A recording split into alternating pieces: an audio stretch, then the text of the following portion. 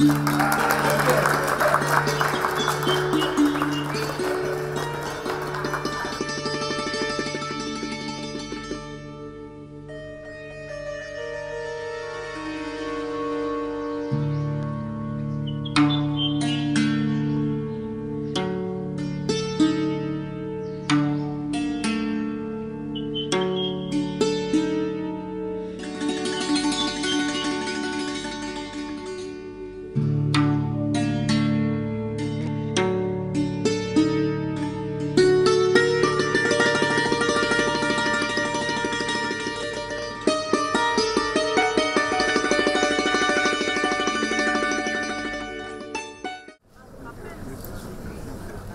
evening, everyone. Welcome you all to the Institute of Architecture, Nirma University, on a very special occasion of welcoming Reverend Architect Steven Holl for his lecture, Urban Hopes and inauguration of the first Architectural Cultural Fest of Institute of Architecture, Nirma University by Architect Dr. B.V. Doshi. I am Professor Supriya Gautam, Faculty of Architecture Department, and I will be compared for your evening. Nirma University is one of India's leading universities based in Ahmedabad, Gujarat. The university was established in the year 2003 as a statutory university under a special act passed by Gujarat State Legislative Assembly.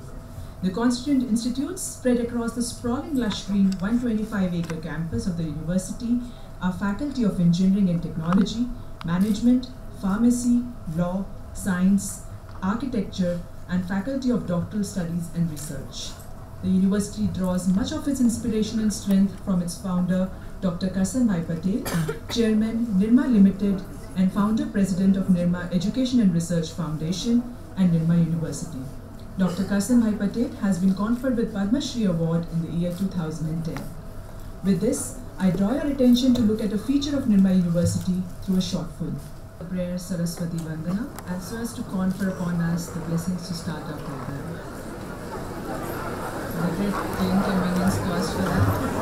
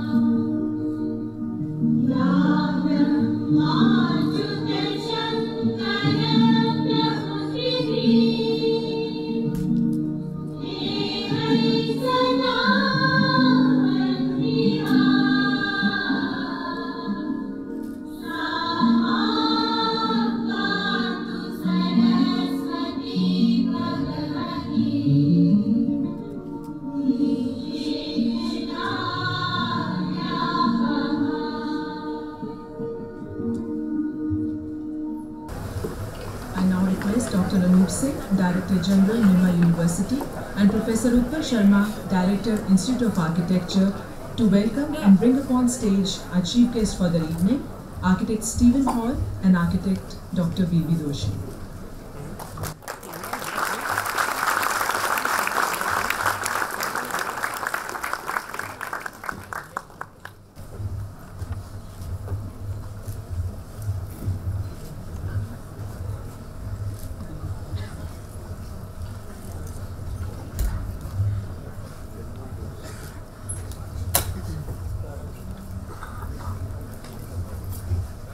I request Architect Rajiv Kripali to please join us on the stage.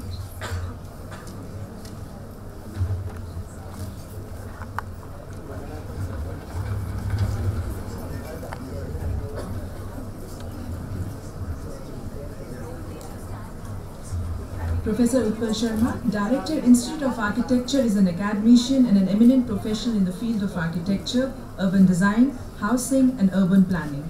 He has over 28 years of experience in this field and brings in a unique blend of research and project experience to the classroom. He is currently an Executive Committee member for Global Planning Education Association Network, which coordinates planning education all over the world. He is also recipient of very prestigious awards, including the Prime Minister Award for Excellence in Urban Planning and Design, Aga Khan Award for Institute of Architects, Hatko Design Award, and Best Research Award for the Indian Institute of Architects. I now request him to please welcome our guest for the evening with a welcome note.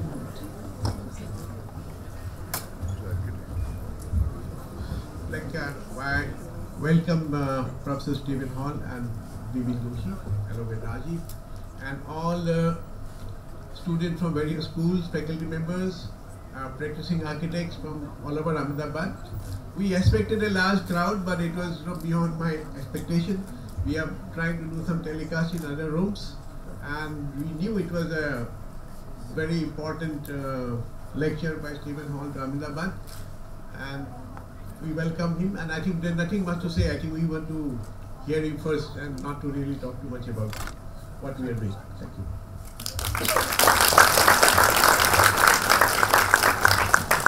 Thank you, Professor Sharma. I request Dr. Anup Singh to welcome architect Steven Holl with flowers.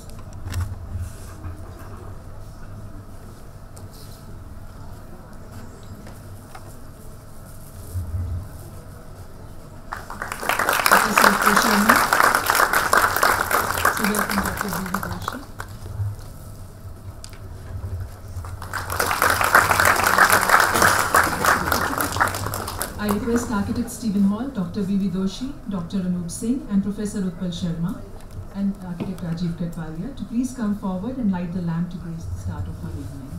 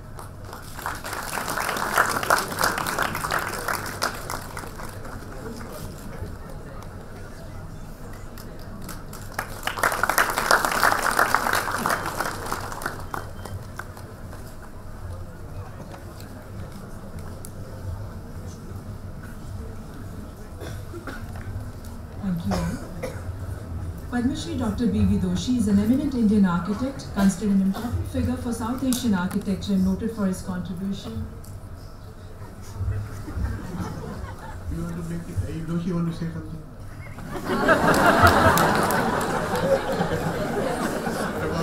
I'm so glad that Professor Steven Holl is here with us, and he agreed that he will spend some time with all of us. Thank you.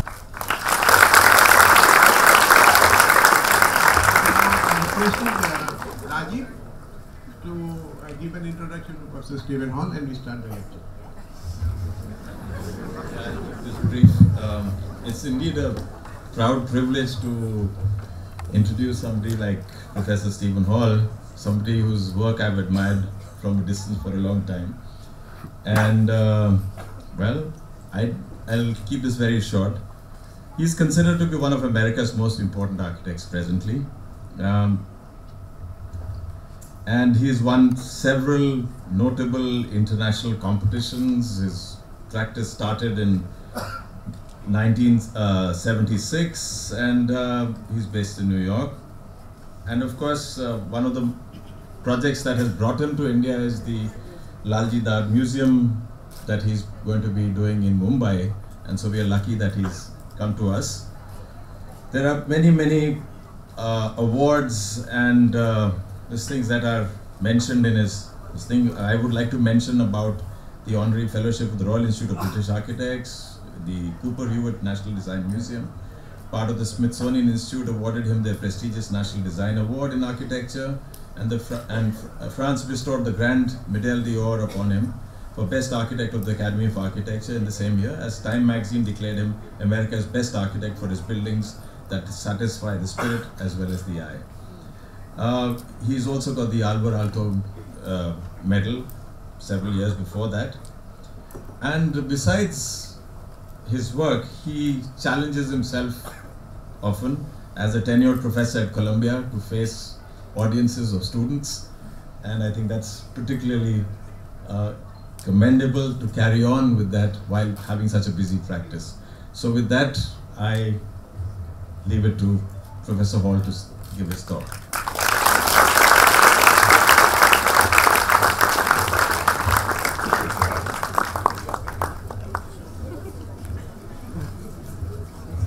Well, I'm very, very pleased to be here, and I realize today that I've been on my way to see Le Corbusier's Mill Owners Building for about 42 years. I was thinking about when I first began to study that building in my studio in San Francisco in 1972. And so today, when we went to the building finally, and thank you everyone who's been taking me around, I was more than impressed. And I was especially moved by the dedicated restoration by Mr. Schulke,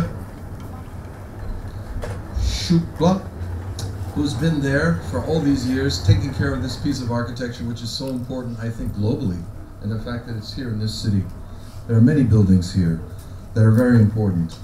And it was great that he showed me something really interesting, and that was penciled instructions to workers made by Doshi on June 28, 1955. And I found out today that it was the day after his wedding. Therefore, he never had a honeymoon. So it's time. It's time, Doshi, it's time.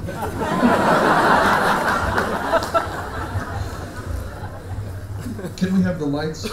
This lecture is about my work in China, and it's a book that's been published last year by Lars Müller, a very important publisher, and it has to do with being, let's say, thrown into a rapidly developing situation in China. I was invited to go and do a museum there, and you'll see that building finally got built, and then invited for a number of other projects. So in some way, in a strange way, I mean, it might have something to do with India today, and that is that, you know, the problem of development, it can't be just for development's sake. It has to be for something more, something stronger, and something more public.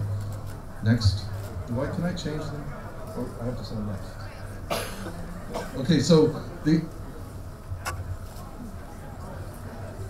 basic projects, and I'll go through them.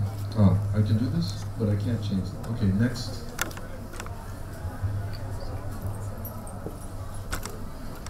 So in order to do this work, it's really taking the work of my team, but we made some very serious decisions, and that is we turned down a number of projects. Why? Because they're monofunctional buildings in which the client just wanted some image, some skin, some sort of glass dressing that would make them look more modern. And we said, no, we want to build public space, fabric buildings that shape public space, and we believe that the building should be hybrid. That is, that they should have several functions.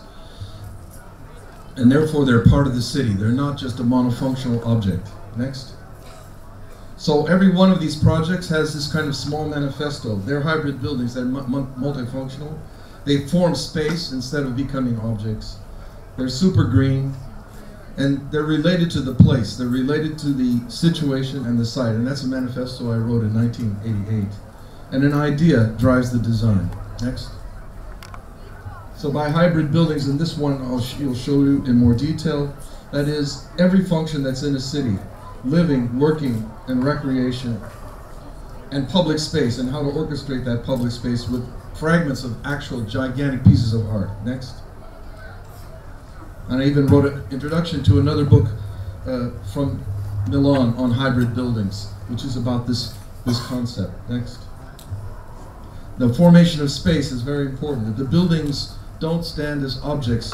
that they're parts of the city. That's sort of a test for every piece of new architecture for us. Next. And that they're ecological. We did the largest geothermal installation in China at the time, 660 geothermal wells, 100 meters deep, that completely cool and heat 8 towers, 22 stories tall. Next. And the idea that you're as an architect, you're not taking a signature style from one place to another. You try to make something that's related to that place and related to that culture. Next. And an idea must drive the design of each project. Next. So the first project was an invitation to work on 8 towers, very close to the Forbidden City. You can see the site, and on a clear day, which is not that often, you can see the Forbidden City. Next. But the problem in Beijing is traffic, and as the city developed, it takes sometimes an hour and a half to get across the city. So the idea that you build a place to work, a place to live, a place to recreate, that everything is in this sort of hybrid complex, people don't have to keep commuting across the city. Next. The city was developed until 1980 as a horizontal because it was against the law to build above the Forbidden City. You couldn't build anything taller, and that's how the Hutan culture started and kept going. But then after 1980, you had vertical point towers, and our project is about the horizontal connection and the creation of space. Next. That was a kind of concept sketch where we said, we create a big public space, we connect it with shops on the ground level, a secondary connection of offices, and at the residential level, a bridge connection that connects with different functions at the top. Next.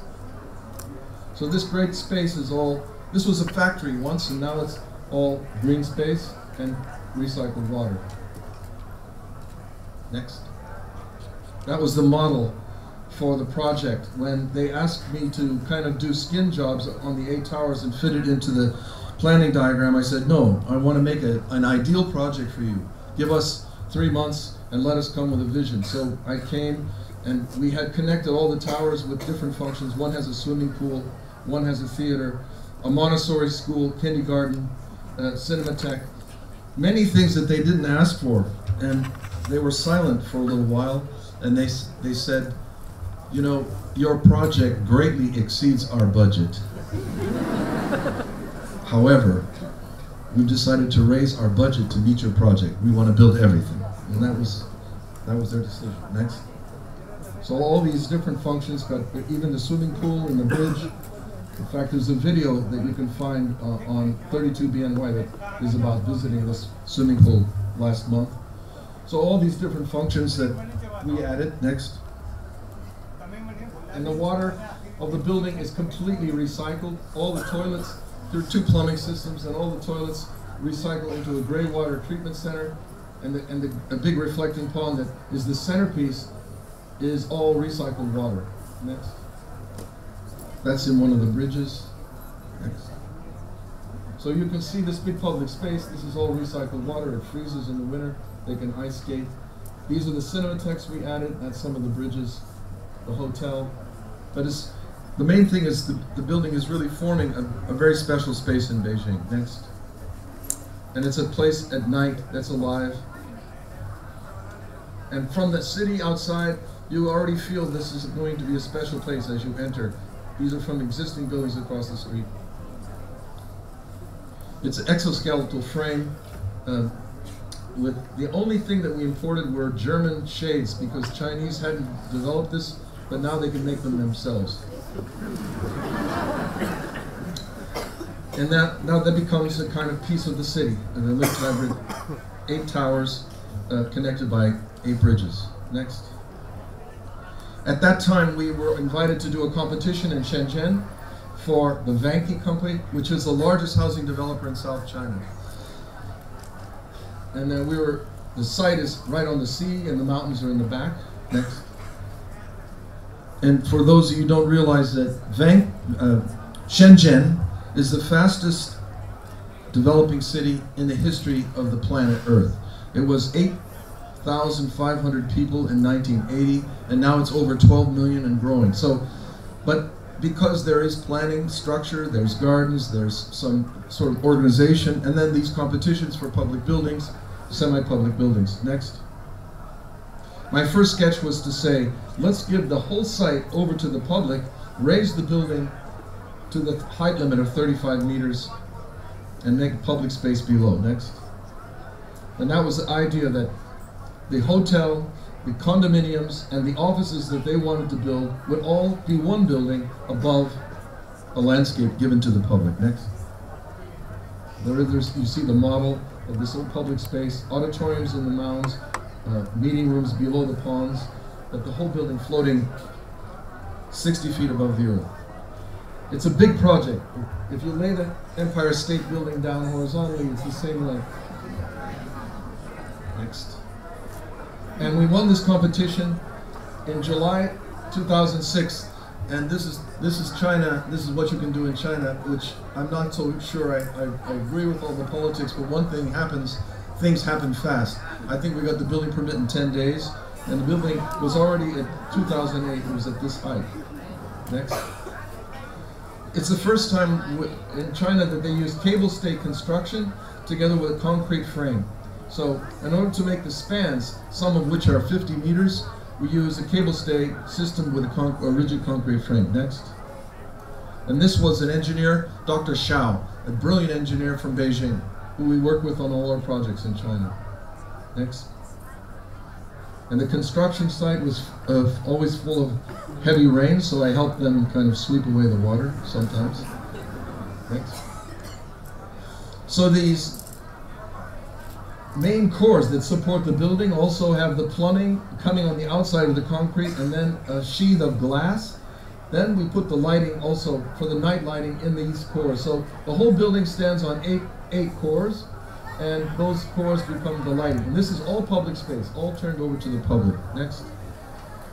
And we had, like I think you have in India, the chance to make things because the labor is not expensive. So we made a louver system out of the idea of palm fronds in reverse, to take the palm frond shape and cut it into louvers. Next. And that becomes a movable louver system on the south facade, protecting from the sunlight. And the water gardens reflect the buildings above that are like 60 feet in the air. So this is a public space which I'm very proud of to this day, and if you go to Shenzhen, you'll notice everybody using this, walking their dogs, strolling with their baby buggies. It's really an offering back to the city. And the building is so high, you really don't feel that it's there. So during that time, we also received another commission from a very ruthless developer from Singapore by the name of Capital Land, an appropriate name for a capitalistic company, Capital Land. And they wanted to build here a shopping center, 80,000 square meters, an office tower, and a condominium tower. Next. And I said, this is your formula. You always build these shopping centers that are blank to the city, then you put an office tower and a condominium tower, and we're not going to do that. I propose you change your pattern, that you build a public space, and you make this integral to the city. Next. So instead of a monolithic base, urban porosity, shops all around the base. Next. And I say this is a kind of micro-urbanism. That is, they're double-fronted shops. So the shopping center is below the public space, and every shop has a double front. They go onto the shopping center, but also out to the street front. And also to make this super green. So the first thing, they have to make the decision to do the geothermal wells. That will cool the building. That will keep us from having cooling towers on the top. And they made that decision. 485 geothermal wells were dug first. Next. And the building form, in China the law says you have to have 2 hours of sunlight in every bedroom, in every room of an apartment. Sometime during the day there must reach 2 hours of sunlight. I think this is a very interesting law. I wish we had that in New York. But in order to give the sunlight to these adjacent apartment buildings, we had to cut this building. And this is actually the line of the sun angles that bring the sunlight to the buildings that are adjacent. So I call it sliced porosity block. I just took the form of the planning diagram, and that gave the structure, that gave the geometry to the building. Next. And the other idea was a poem by Du Fu, who was a great poet from China who lived there. This fugitive between the earth and the sky, from the northeast, storm-tossed to the southwest, time has left stranded in 3 valleys. So we made 3 valleys, 3 water gardens, and each one of these fountains is about a different interpretation of time. Next. And there are many systems in this building, so it's a super green building, and we have green roofs because we don't have any cooling towers because the geothermal does all the cooling. Anyway, you can go on my website and you can see all these technical aspects. Next. And the hybrid building, and the idea that the public space connects 3 artists, Ai Weiwei, Levius Woods, and our own piece, 3 art pavilions that were inserted into the body of the building. Next.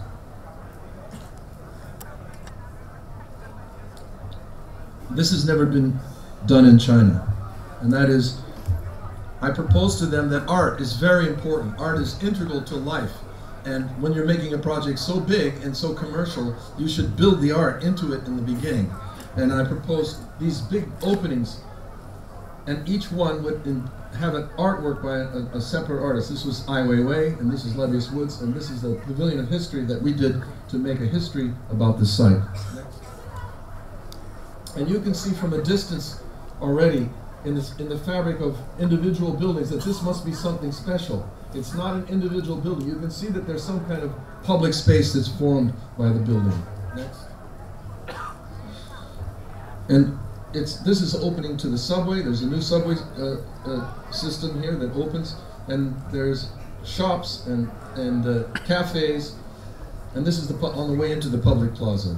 Next. And you can see cafes and restaurants, and the great piece of the Light Pavilion by Levius Woods. Next. And as a typical commercial company, in the middle of the project they say, we want to take the art pieces out, they cost too much money. Art. The most important thing, by the way, in a university education is the humanities, the art, the music. And I hope your university, which I just watched your film, and I love the film and all the energy of the beginning, but please, you need a department of music, a department of art. You need the humanities to balance out the brain. It's very important.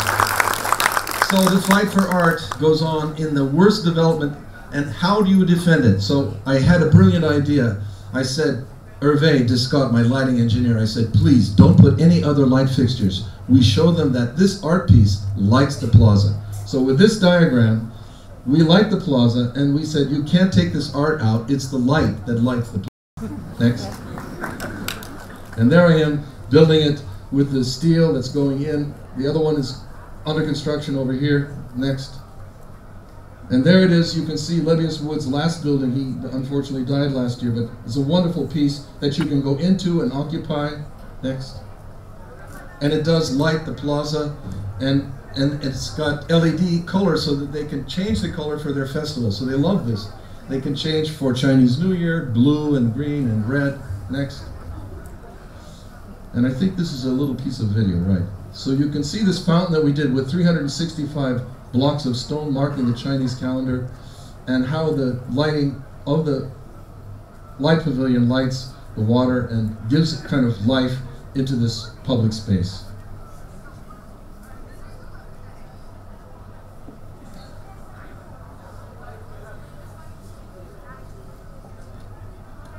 Next.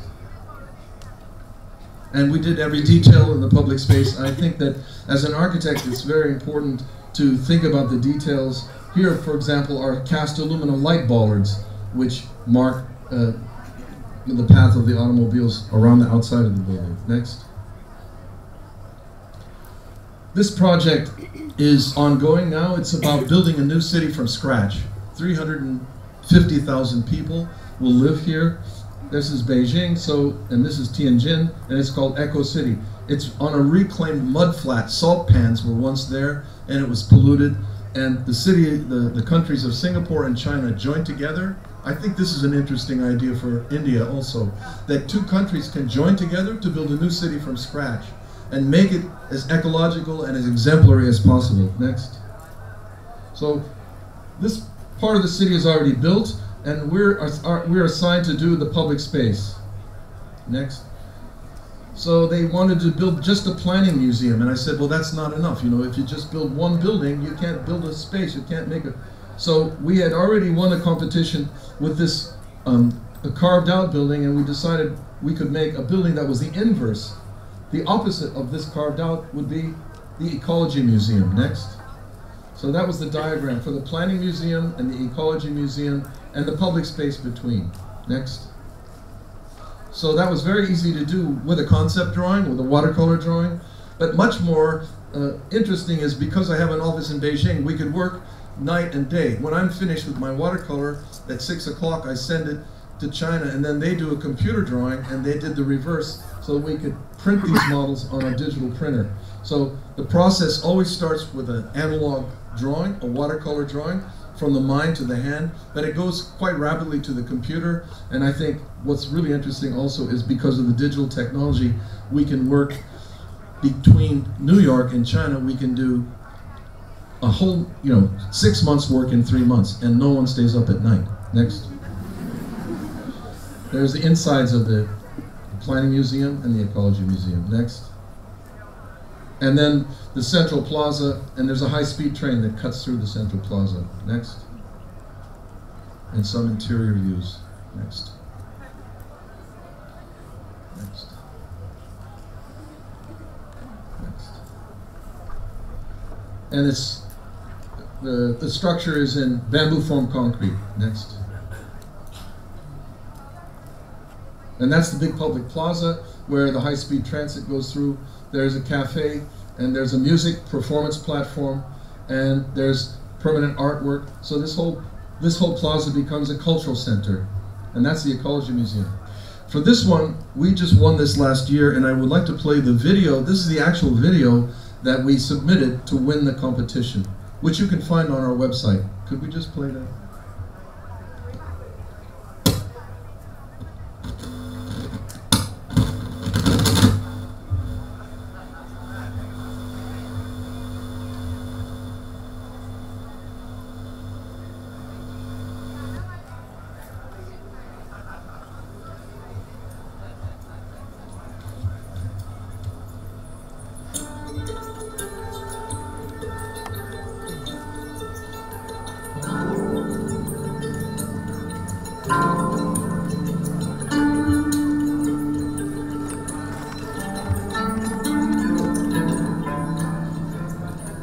Starts with a very unique connection to Qingdao and the idea of actually connecting to the morphology.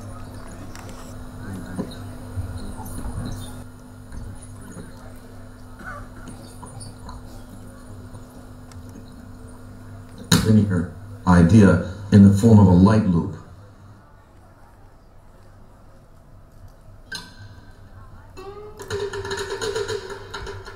The second concept is Yishu Dao, or art islands.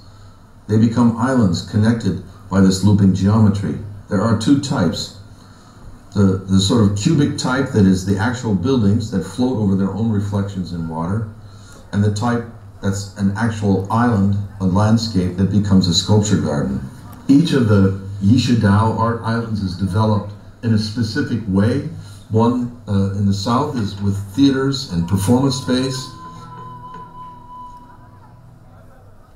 The east one has a possibility of administrative offices, which could combine their functions and work for 1, 2, or 3 different museums.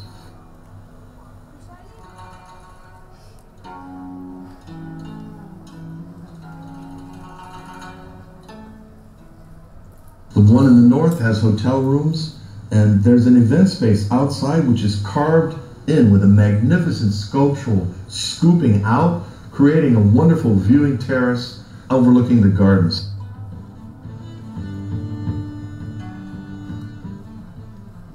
There are 4 different museum buildings. Public Arts Museum, which is really part of the southmost entrance and fuses with the east gate. And you have the Classic Art Museum, North Yishu Dao as hotel rooms.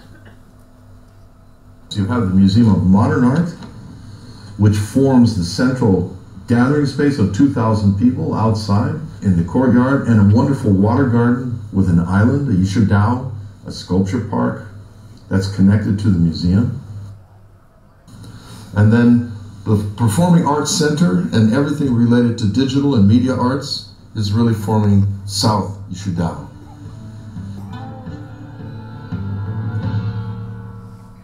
One of the things that's really a positive about this master plan is because these museums is on this light loop system, you can actually move the area zone, demarcating one museum to another.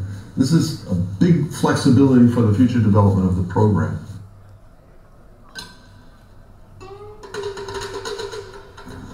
Public space formation is very important in our project. Another thing that this light loop and this Leacture Dao arrangement allows is the shaping of great public space, the shaping of a great central public square, and the shaping of secondary public spaces with water gardens and the possibility of porosity moving through these light loops, mostly floating over landscape. There is a great porosity and a great fusion between the movement across the site and the movement in the gallery system above. General landscape will have breezes coming in from the ocean that cool the entire landscape.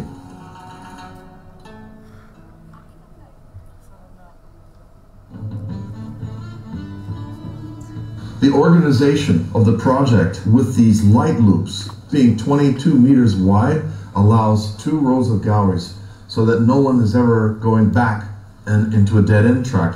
In a similar way, the story of a certain arrangement in the exhibitions could unfold in a linear way. The curators could organize these museum spaces in ways that tell stories not unlike those ancient Chinese scroll paintings that were revealing the series of art examples that really create a line along time and space.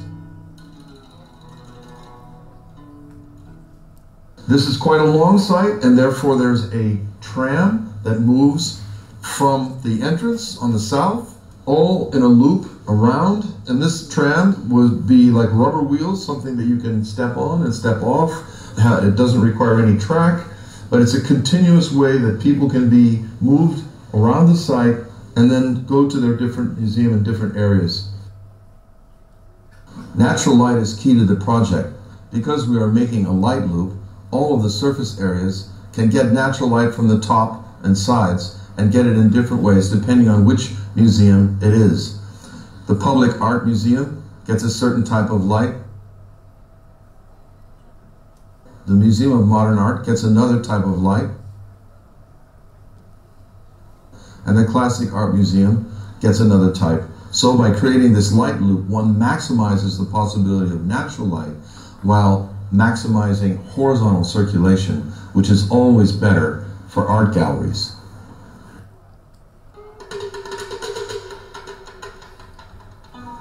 I think that what arrives here in this project is the fusion of landscape and architecture, like the idea behind those wonderful gardens in Suzhou, which I first visited in China 10 years ago. In a way, there's a formation that becomes a real fusion of landscape and architecture, and the formation of memorable and inspirational public space.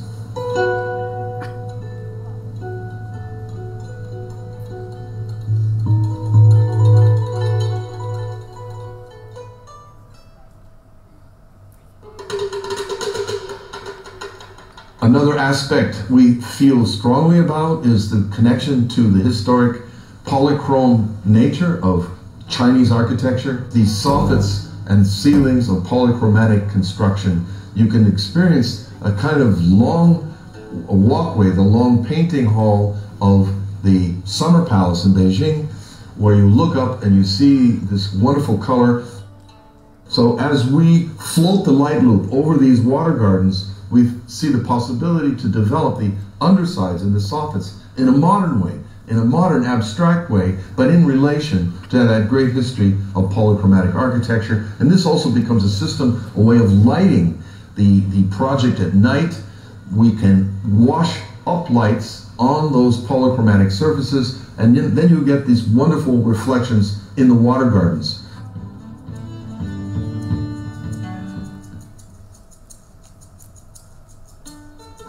As a conclusion, I would say that this new district of Qingdao will have extraordinary center of cultural buildings. They will be internationally known, but most important will be the way these buildings shape public space and are fused with the landscape.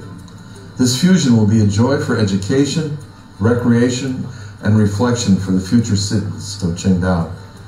And it will show what a museum quarter can be as a very positive aspect of future cities.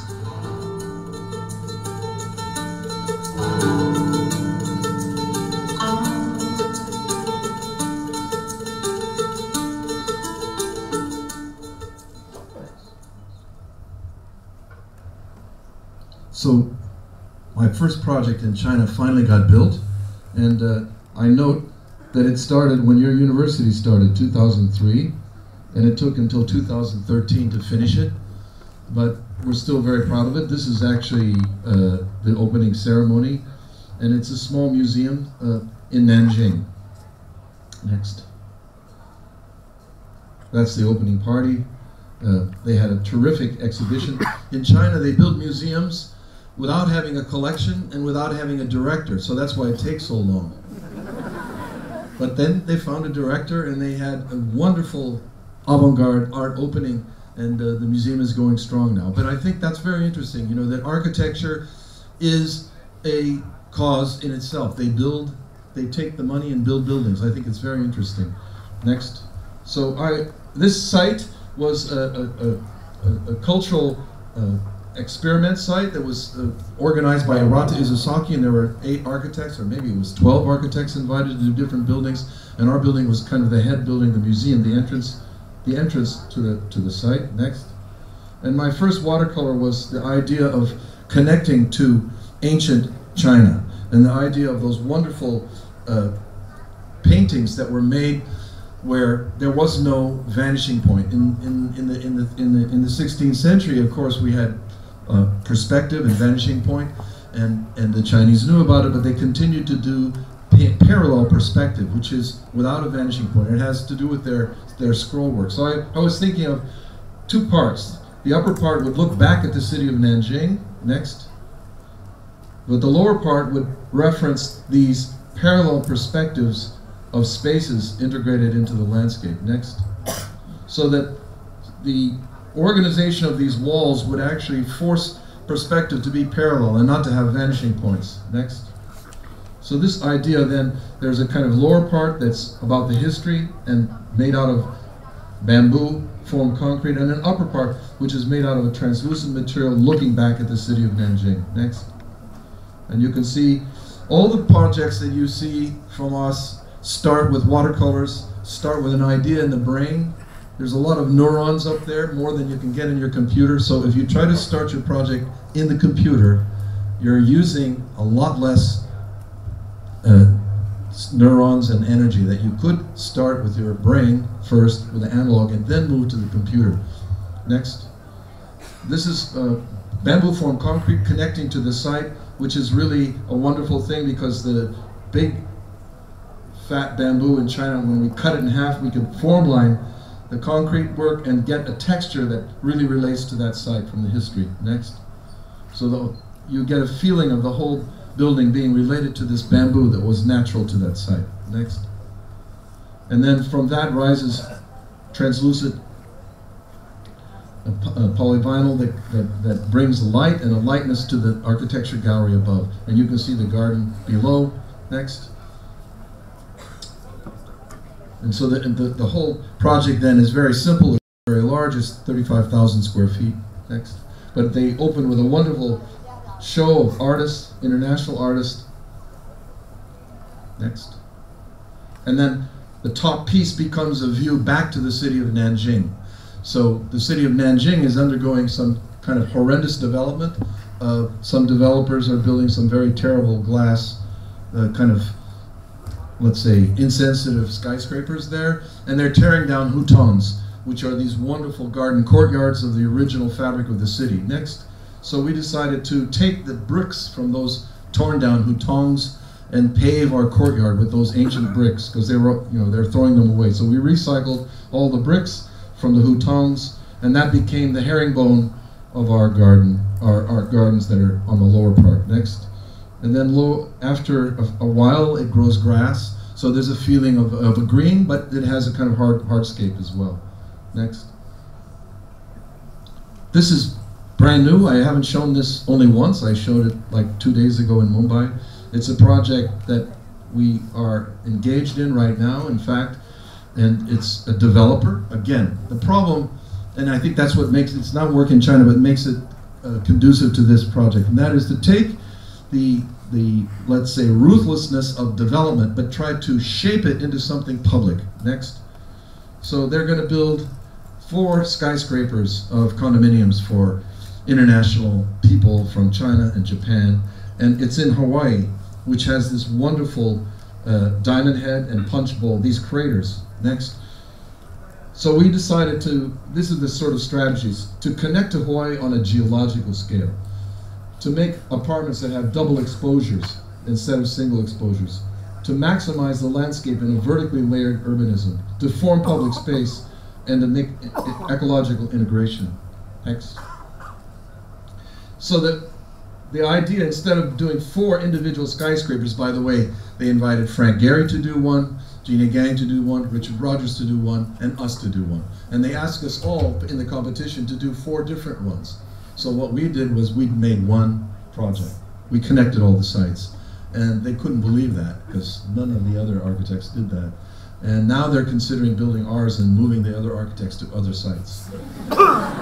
So this is a new public space, like the High Line in New York, but it's 400 feet in the air. Next. So this scale of our project is something new. I mean, Honolulu is going to be built up. I love Hawaii. I love to go to Kauai. Hawaii is about the wilderness, about the landscape, but there's no denial there is going to be a metropolitan city in Honolulu because of the influx of international money coming there. So why not make a piece of metropolitan space? Next. Which is really ambitious. That is, all of this is public space up here, and the building doesn't start until 70 feet off the ground, so all of this is public space down here. So we're like something like 6 times the public space that they were going to create. Next. And that's it. The mountain views, and the Diamond Head views, and the ocean views. I mean, that's really why people come to Hawaii, for the views and for that landscape. Next. So here's the public space on the roof. It could be swimming pools. There's the solar collectors in these trellises. Next. And that idea of this being all open to the public. And then the apartments themselves, instead of having 2 exposures, instead of having 1 exposure and having a back, they all have double exposures. So this is the kind of first concept sketch. I started this, I made 3 drawings, 9, 26, 14, and then we presented this project on February 9th. So the process is all about teamwork, but it's also about having a concept that's very simple and being able to write this down on. I always work on 5x7 pads, and I can take, wherever I am, I can take a picture of it and send it to my Beijing office or my New York office. So when maybe they said I'm a Luddite, I'm still doing watercolors, but what happened was, with digital technology, my watercolors are supercharged. Next. There's Richard Myers, that's under construction. You see the problem. This is a back apartment, and those look at the ocean. And then he has a corridor. So all of our apartments have 2 exposures, the ocean side and the mountain side, because it's all vertically loaded. So each core services 30 apartments, 2 elevators. Next. And that was a key. And you can see the sort of openness. Next. And then we punched holes in the building, 22 holes, 30 feet square, that are as deep as the building, 60 feet deep. And this helps with the wind loads. Structurally, it's a challenging building because it's on legs, so this helps with the wind loads, but it also gives these apartments extra outdoor space. Each apartment, this is a kind of sandblasted grass screen in the middle. Each apartment gets, next. And you can see, so these sky gardens, there are 22 of them, and that gives a special aspect to the apartments. Next. So this is a sort of vertically layered urbanism. There's 2.6 acres of rooftop promenade, 42 sky gardens, 8 acres of new public space over the top of the retail podium. All of this can be offered without doing the point individual towers. Next. And the building, how this is achieved is the buildings don't start until about 60 feet in the air, and they come down on these cores that are not unlike the ones that I showed you in Shenzhen. Next. So the extended green space is 350,000 square feet. The original green space proposed for the public was only 140,000 square feet. Next. And you can see Richard Myers Towers, and the way ours actually don't start until 60 feet. There's a person, they don't start until up there. Next. Just some diagrams. These cores are similar to the ones in Shenzhen. Guy Nordenson is the engineer who's developed a kind of truss system that's made out of the concrete. That's the structure that's spanning between these cores. Next. So there you can see the ocean side and then the mountain side. 2 exposures for each apartment. Next.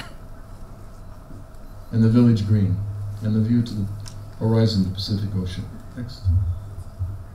So my last project is my most important one, of course, because it's here. And I'm very fortunate and I feel very excited to be here. In fact, I knew somehow I would get to India after 42 years of trying. And this is the most exciting way to get here, and that is to win a competition. And for us, it's a very important building. It's a public building. It's the extension of that main museum in Mumbai. And our project right now it's just in the competition stage, so we're understanding materials, techniques, we're listening to the sort of different political factions. I'm sure I'll be making a lot of presentations. Next. But the basic ideas of the competition was the idea of an addition as subtraction, and I'll show you that in a minute. The idea of shaping space, that the new building would shape a garden between the new and the old. Circulation through inspiring spaces for art. And we've done like 10 museums now, so we know that circulation is super important. How you move through an art museum and how you don't want to double back, you want to have a progressing, it's almost like a piece of music. And that idea of a contemporary form, the building can actually be a place where you can have big events like this. And the idea of connection to local materials and ecological innovation. Next. And that was the first, there were 3 watercolors that were done in a period of 2 days. And by the way, we were against some of the hardest, competitors, OMA, Rem Koolhaas, Zaha Hadid, Paycob Free. They were very important firms, so they didn't have the 5x7 watercolors, I guess. Because that's all you need is an idea, right? That's driving the design. So said, there's 2 drawings. Next, these 2 drawings together, I think the next one shows the extrusion. Yes. So the idea of just take the border of the site, which had a very interesting convex moment, and extrude it to the height limit, and then subtract for light and air. Make subtractions in this form so that the whole idea is the addition as a subtraction. And the reason I did that, or I thought about that, is I had studied Klaus Herdeg's book on stepwells of India, and I thought, I have this book from 1968, I think it is, and it's a beautiful book, diagramming all these stepwells, and I thought, the most interesting and original architecture of India is subtractive, this whole carving out, the whole step. We just went to a beautiful stepwell today, and down and down and down, and when you come to the stepwell, it's just level, it's this kind of feeling of cutting and going and removing. So that was the idea. Next, and then developing it. These watercolors were done in the period of the first 3 or 4 days. Next, the idea of bringing light in, but how you could modulate the light is to allow the cut to keep the sunlight from coming directly in. Therefore, you can bring the light in a certain way, and then if we can orchestrate this, I believe we can. We're working on a different museum where we're actually getting 25-foot candles of natural light all around the room at eye level without any artificial light. And that's what we hope to achieve in this building. Next. And then the pool, and this is beginning, it's not big enough, but the pool is becoming a kind of urban mirror which reflects the old building and the new building, and so they're in some kind of a dialogue across this reflecting pool. Next. And they're just some sort of sketches. Next. But then here you start to think about the reflection of the new building and the reflection of the old building. Next. And then the idea of connecting to the monsoon so that there would be a big basin. The upper gallery would have a kind of basin, and then that water would be collected, and a fountain would come out of the face of the building, and then this pool would be activated by the water of the monsoons. But then there would be some shading fabric that would allow this to be something of a place for events and openings and gatherings. Next. And just how those kind of cuts form the possibility of the geometry of the building. Next. And then some early models. You see the relation of the pool, the existing building, and these are early models. The models, what happens is I'm making this concept drawing, it goes to the assistants, they're drawing it as a digital drawing, and then we have a printer, and then they're printing that volume very quickly, so within, they can send the computer drawing to the printer, and then we have the model in the morning. So we kept changing how the cuts work over a period of a month. Next. Because this would be impossible to study this concept with let's say, well, it wouldn't be impossible, it would be very difficult to do it in a month, to do several iterations with a hand model. Next. So, and then developing some drawings that relate to the possibilities of the internal spaces. Next.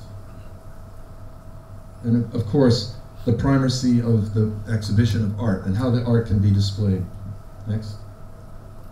And that's that upper gallery that opens out onto the pool, which is the monsoon collecting pool, giving a view back to the original building. Next. And then the lobby itself is completely open, so we have the possibility of very large events, very large opening events happening. There you see the pool and the existing building in the distance. Next. So just early stages. Now we're studying materials. We're working with Lafarge to think about some new kinds of concretes with the super density. Next. And then studying different aspects of the movement around the site. And this is the back side of the museum. So we're having two entrances now around the pool. And we're trying to save the large palm trees there. So because there's nothing under the pool right now, we have the possibility to save these existing trees and actually make an arrangement that allow them to be coming up out of the pool. And the pool, there's two scenarios. One is it has solar PVs that are about 4 inches down, which will allow us to do the entire building off, in other words, do all the electrical for the building. But then Tasneem, the director, has said that she wants the possibility of organizing big public events there occasionally, not all the time. And so we're having the idea that if the water's only this deep, we can drain it in a basin, a separate basin, and therefore form a public space in a matter of an hour, and then refill the pool after the public event. So these are the scenarios now we're working on as we develop the building. Next. So those are the ideas of the project that I presented in China, and except more interesting, I think, is be able to come here and work in India. And in that respect, I want to end with a quote from Lu Khan. I went to work in Lu Khan's office, so I was hired to work there, but he never returned from the trip from India. That was the trip that he died in Penn Station. I was supposed to go from San Francisco to work in Philadelphia. Anyway, here's a quote from 1972. "There is no such thing as architecture. What does exist is the spirit of architecture, but it has no presence. What does have presence is a work of architecture, and at best it must be considered as an offering of architecture itself, merely because of the wonder of its beginning." Thank you.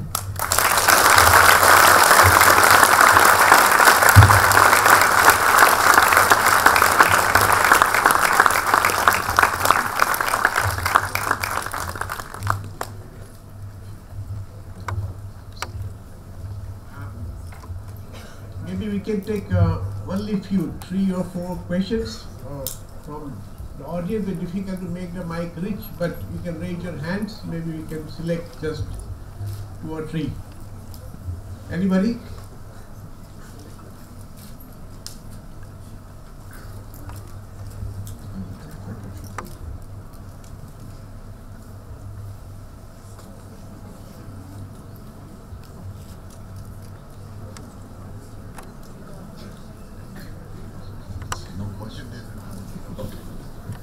Thank you.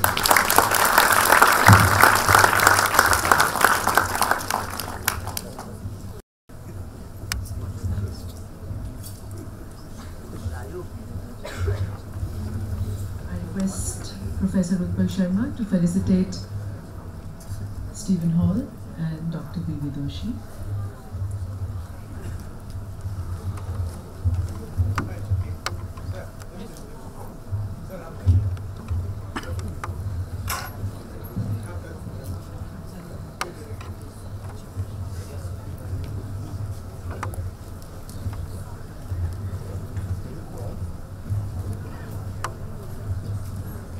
Dr. Anup Singh to felicitate our chief guest, architect Steven Holl, with mementos.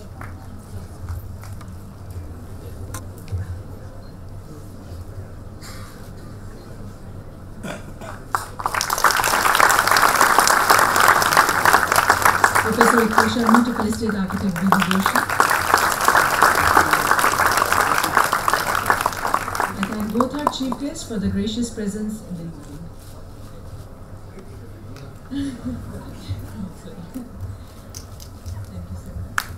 I would like to take a moment to thank Chairman Dr. Karsanbhai Patel, Director General Dr. Anup Singh, CEO Dr. K.K. Patel, Shri D.P. Chaya, University staff and administration. I also extend warm thanks to Vastushilp Foundation for their support. A special thanks to the Director Institute of Architecture, my colleagues, faculty members, students of architecture, whose overwhelming, passionate and continuous dedication for week has finally brought us to onset of our first Cultural Fest, Culp 2015. I wish you all the very best and frolic in the forthcoming days, and request students of Nirma University and other schools of architecture to join and encourage us. We are apologetic to all whom we couldn't seat with our limited resources and equipment. Thank you very much, one and all, for a wonderful evening. Good night.